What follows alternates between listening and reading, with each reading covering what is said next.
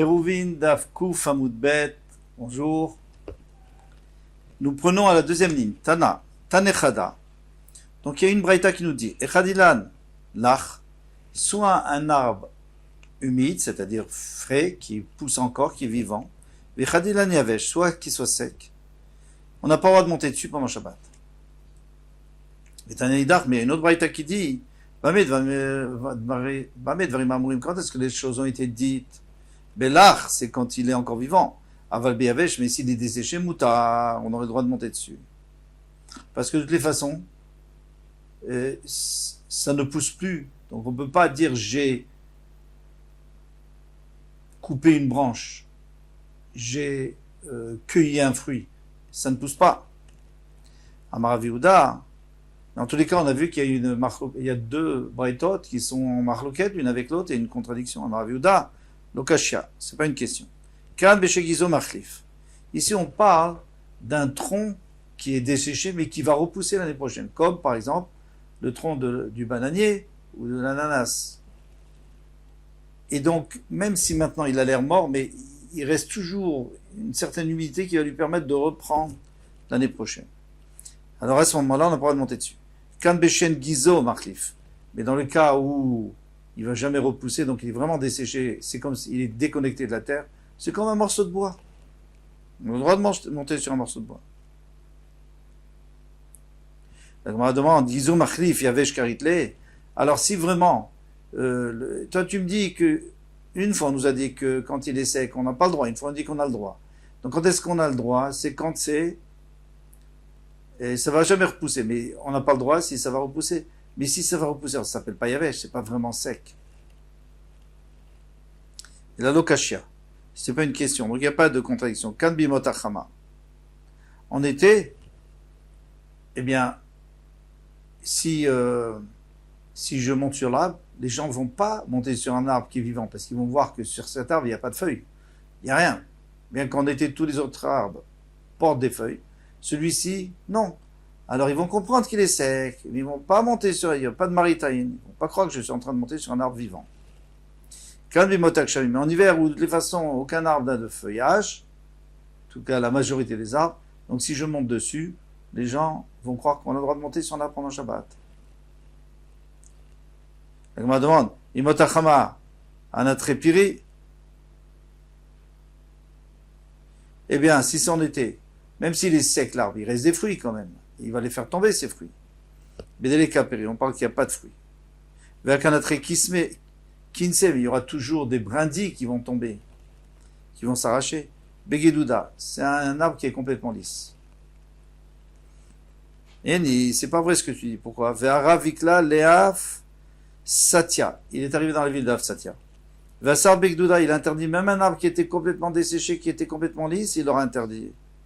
Il répond, Rav Bika Matza. Rav a trouvé un champ ouvert, Begadar Bageder, et il a fait une barrière. Il a clôturé. C'est un machal, c'est une parabole, il dit. De la même manière que quand je vois un champ ouvert avec des fruits dedans ou des légumes, je suis obligé de le fermer. Et bien ici aussi, je suis arrivé dans une ville où on ne faisait pas attention à Shabbat. Donc c'était ouvert, les gens faisaient n'importe quoi. Et il a dit, vous savez quoi? On va être plus marmire sur vous. Et comme ça, vous allez comprendre l'importance du Shabbat. Amar Rami Barava. Rami Barava a dit Amarav. Assis, on en drave assis. Asur la dame she'alech al gabe asavim be Shabbat. Shabbat, on apprend de marcher dans les herbes. Yifshum shenemar, comme il est écrit, ve'atz breglaim chote. Celui qui se dépêche de marcher, il fait même pas attention à ce qu'il fait, il est en train d'arracher des herbes, c'est un chote, il fait des avérotes. Tanechada mutar l'elech al gabe asavim be Shabbat. Il y a une braïta qui dit qu'on a le droit d'aller. Encore une fois, on a une contradiction. Une fois, tu me dis on a le droit, une fois, on dit on n'a pas le droit. Lokashia. C'est pas une question. Si elles sont humides ou si elles sont sèches. Alors quelle est la différence? Si elles sont sèches, on ne peut plus dire qu'elles sont attachées. Elles ne vivent pas de la terre. C'est comme si elles étaient détachées. Les je pourrais te dire les deux, on parle dans le cas où c'est encore humide. En été, il y a des graines en haut des brins d'herbe, il y a des graines. Et ces graines, on va les faire tomber, on va les arracher. C'est pour ça qu'on n'a pas le droit. Quand il monte même en hiver, où il n'y a pas de graines, alors on ne risque pas d'arracher, donc c'est moutard. Et je peux te donner encore une autre réponse. Havea bimotachama. On parle tout le temps en été, donc il y a des graines, etc. Lokashia, ade mesayem mesane. Adelon mesayem mesane. Ça dépend s'il a des chaussures ou pas. S'il a des chaussures, c'est très bien.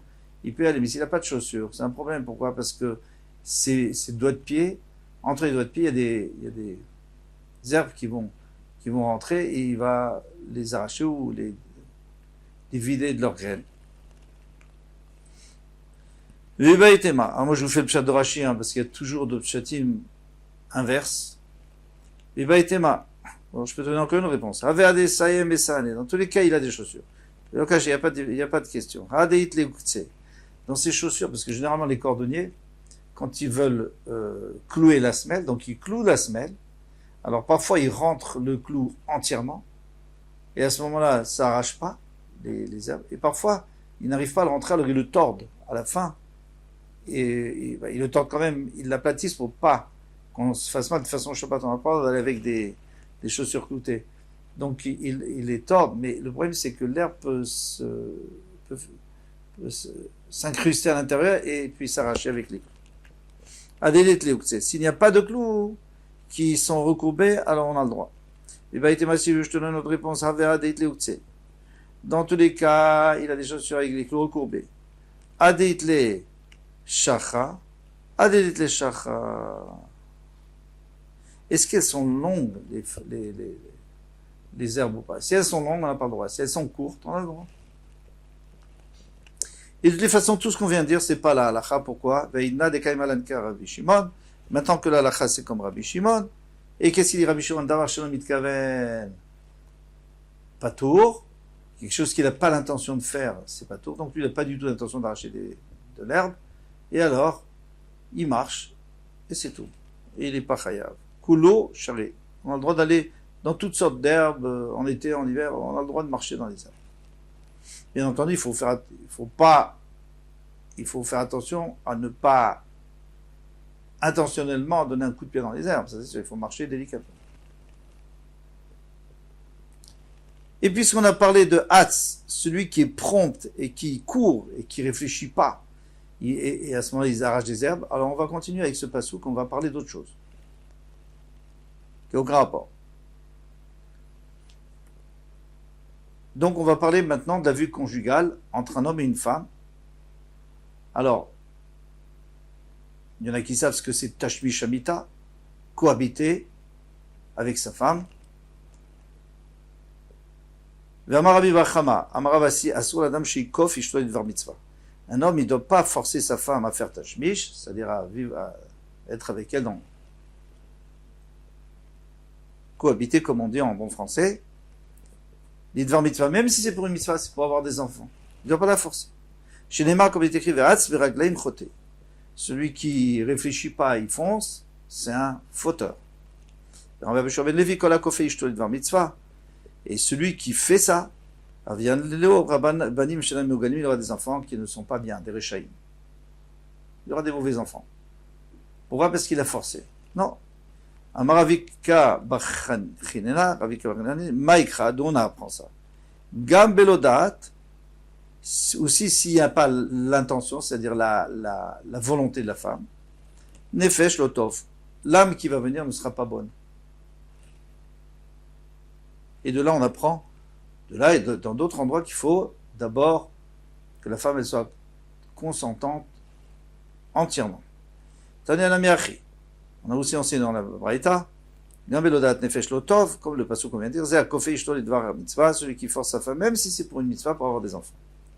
Vaz Veraglaim Chote, et qu'est-ce que c'est? Ah, encore on apprend de ce passage encore autre chose, que celui qui fonce et qui fait pas attention, Zéabol Véchoné, c'est quelqu'un qui va une fois et après, quelques minutes après, encore une autre fois avec sa femme. Et Ni, on va dire, mais non, ça c'est très bien, Vermarava. Dans Ravadi, la sot kolbanav zecharim, il vole veishne. Tout celui qui voudrait avoir des enfants mâles, donc il faut faire 2 fois. Parce que la deuxième fois, il réussira. S'il compte sur la première fois, il a aussi des chances d'avoir une fille. Lokashia, c'est pas une question. Quand la date, alors, tu m'avais dit que c'était pas bien, celui qui fait ça. Alors le grand répond, il dit, mais non, il était allé avec une fois et sa femme était d'accord. Et maintenant, il veut aller une deuxième fois. Il faut qu'elle soit d'accord. Si elle est d'accord, il n'y a pas de problème. Si elle n'est pas d'accord, il ne faut pas la forcer.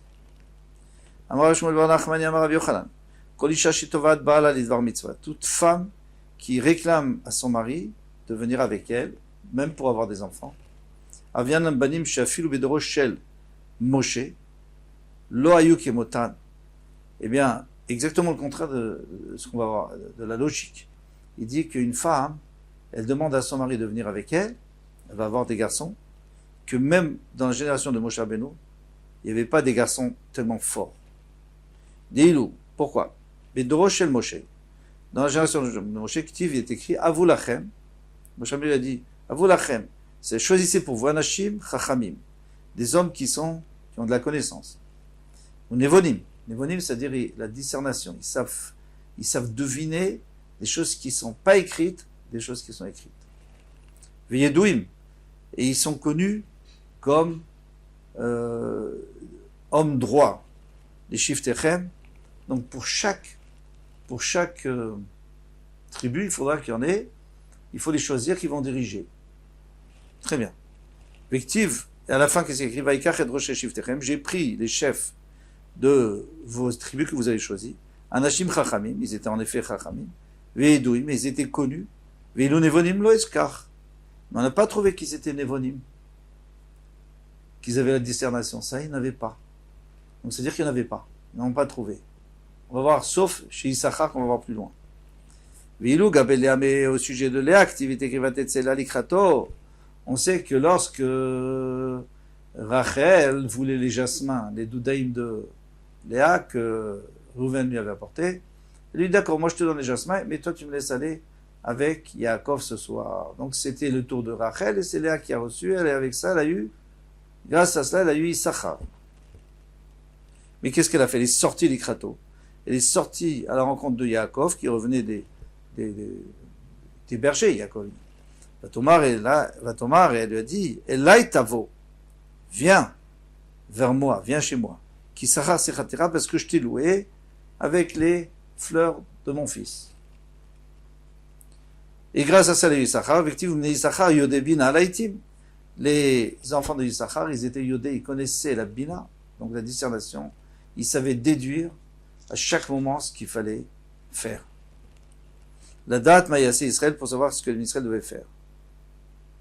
Roshem, Mataim, Vecholachem, Alpiem. Il y en avait 200 et tous leurs frères suivaient leurs conseils.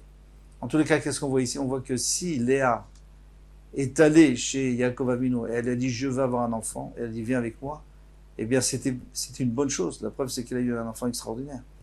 Mais on vient de nous dire qu'on n'a pas le droit de faire ça, que la femme... Qu'est-ce qu'on a dit avant? Non. On n'a pas encore dit. C'est plus loin qu'on va voir. On va voir que la femme ne doit pas faire comme ça. Elle ne doit pas demander à son mari. Excusez-moi, c'est plus long, on va le voir tout de suite. Ini, c'est pas vrai ce que tu dis. Pourquoi?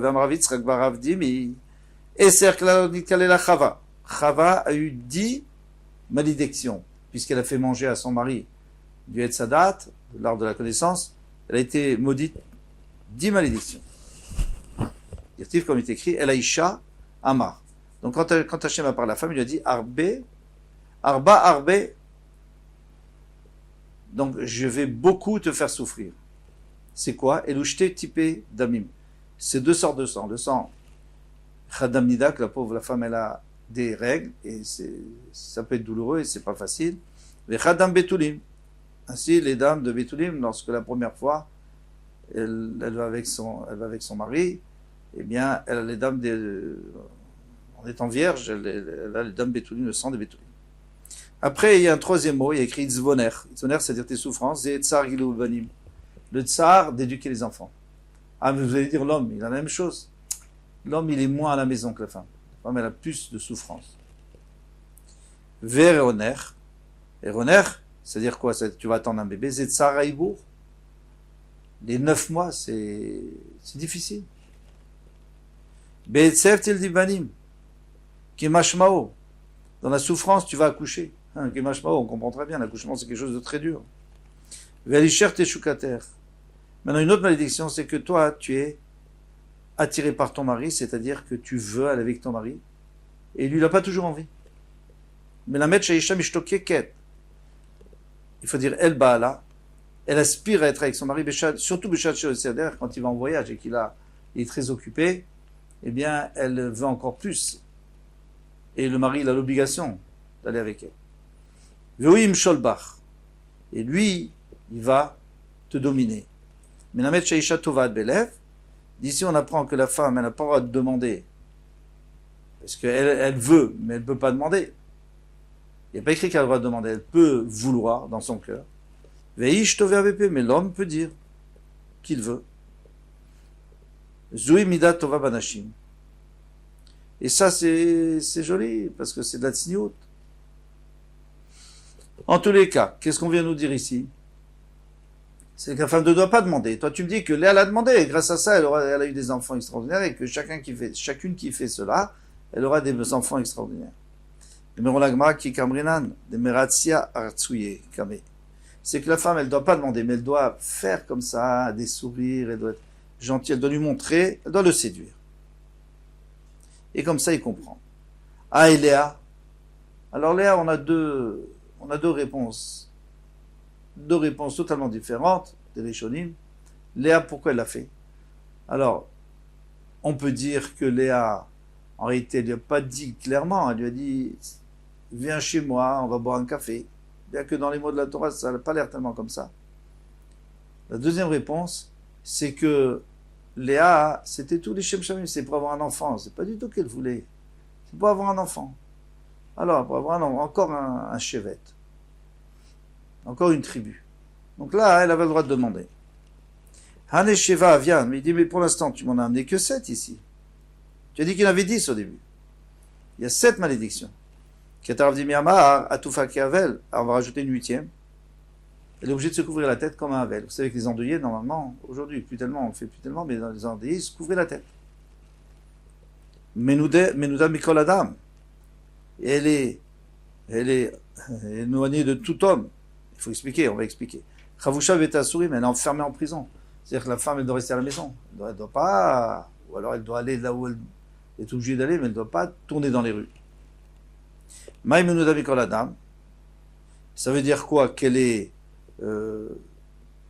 éloignée de tout homme. Si tu me dis parce qu'elle n'a pas le droit de s'isoler avec un homme, il a mis assir les yichud, mais l'homme aussi, il n'a pas le droit de s'isoler avec une femme. Ça revient au même. Hein. Et là, d'assir les bétrés, elle n'a pas le droit de se marier avec 2 hommes. Et l'homme, il a le droit de prendre 2 femmes, et même plus. Donc il y en a 3 en plus là. Mais Matnita, dans une braïta, il y a écrit Tanam Egalet Sar, qui est Lilith. Elle a des longs cheveux comme Lilith. Lilith, c'est un démon qui a une tête de femme et qui a un corps de démon qui est avec des plumes. On ne devrait pas dire ça la nuit. Veoshevet, donc ça c'est une autre malédiction. Veoshevet, ou Mashtened Maim Kebemai. Lorsqu'elle va aux petits besoins, lorsqu'elle urine, elle s'assoit comme un animal. Et pas debout. Bien, quel animal? Rachidi, c'est la mule, en vérité. Tous les animaux, c'est comme ça. Pourquoi la mule? Parce que la mule, c'est l'homme qui l'a créée, puisque la mule vient d'un cheval avec une ânesse, ou le contraire. Et c'est comme un oreiller ou un matelas pour son mari, c'est-à-dire que quand ils sont ensemble, c'est toujours le mari dessus. Veidar. Et alors, celui qui en a dit que cette fois, il n'a pas dit ces 3-là ou ces 6 qui sont. Aneshevachula. Ça, c'est vrai que c'est une malédiction, mais c'est aussi une louange pour elle. Damar Bechia, Maïdirtiv, Malpenu, mi Behemot. Il va nous apprendre des Behemot, des animaux. Behemot Aretz, des animaux de la terre. Alors ici, on voit que c'est la mule, parce que c'est la seule qui a été créée sur terre. Le Hachem, lui, l'a créé tous les animaux, mais pas ce mélange. On va devenir intelligent, on va savoir des choses de l'oiseau. Malfenu mebehemot zu preda. Des behemoths, c'est la préda, c'est-à-dire on peut apprendre de la préda de la mule comment elle s'assoit, comment elle se fait pour aller faire ses besoins. Et elle vient de 2 behemoths, donc ça tombe bien, mais behemoths, arrête. Shikorat ou mashtet maïm. Oui, elle fait ses besoins assis. Mais nous est Tarnegol, chez Mefayes, vers Harboel. Le Tarnegol, d'abord il séduit la poule et après il va avec elle. Mais Rabbi Yochanan il m'a dit la Torah, s'il n'y avait pas eu la Torah, il nous les médim Tsniout Mechatoul. On aurait pu apprendre tout des animaux. Tsniout Mechatoul, le Chatoul, le chat on sait qu'il est très discret. Il fait attention, là où il fait ses besoins, il recouvre. Et lorsqu'il va avec son conjoint, il fait attention aussi qu'on ne le voit pas. Vegezel minemala. Et de la fourmi, on peut apprendre le gezel, parce que c'est connu que la fourmi, si elle voit un grain qui appartient à une autre fourmi, elle le sent que c'est à une autre fourmi, elle ne le prend pas. Variot miyona. Et les harayot, c'est de ne pas prendre une femme qui n'est pas la nôtre, ça, de la colombe, pigeon. Puisque la colombe, elle va que avec son mâle, et le mâle va que avec sa femelle. Veder cheretz vitarnegol. Et comment il faut se conduire avec sa femme, on va prendre du coq. Chez Mefayes, comme on a dit, Mefayes, il séduit vers Harabotel, après il va avec elle. Alors, maintenant qu'il y a la Torah, pourquoi on dit s'il n'y avait pas la Torah? Parce que maintenant qu'il y a la Torah, on apprend beaucoup mieux de la Torah. Pourquoi? Parce que chez les animaux, il y a aussi des défauts qu'on risque d'apprendre. Parce que de la Torah, il n'y a que des qualités. C'est pour ça que la Gemara nous a dit, s'il n'y avait pas la Torah, on aurait dû apprendre. Et on n'aurait pas pu dire on ne sait pas. Umaï Mefayes, là, comment il fait pour la séduire? Amar Viuda, Amara, Vachik Amar, là. Ainsi lui dit, Zevinena, l'air ziga de matou l'air adkarer. Il va chez la poule, il dit, tu sais, tu viens avec moi, je vais t'acheter une robe qui va jusqu'au parterre, pour couvrir tes pieds. Parce que la poule, elle est couverte avec des plumes, mais pas ses pattes. Donc je vais t'acheter une robe. Comme ça, il dit. Les bâtards, achi, et une fois qu'il était avec elle, maintenant il est embêté parce qu'il n'a pas de quoi acheter une robe, il n'a pas d'argent, le coq. Amarla, il dit, l'ishmatete, l'écart belté, daout ardengola. Eh bien, que s'arrache ma crête. Alors, il ne dit pas ma crête parce que c'est une clara, il dit la crête du coq. C'est une façon de parler. Et on sait que la crête, il est fier. C'est l'essentiel du coq. Si on lui coupe la crête, il ne peut plus vivre, le coq. C'est toute sa fierté. Il dit que ma crête s'enlève. I-itle velozavninalach. Si j'ai de l'argent, si j'ai les moyens et je ne t'achète pas. Donc, je n'ai pas les moyens et je ne peux pas t'acheter. Donc, il s'excuse. Très intéressant tout ça. À demain, Bezrat Hashem, Kol Tov.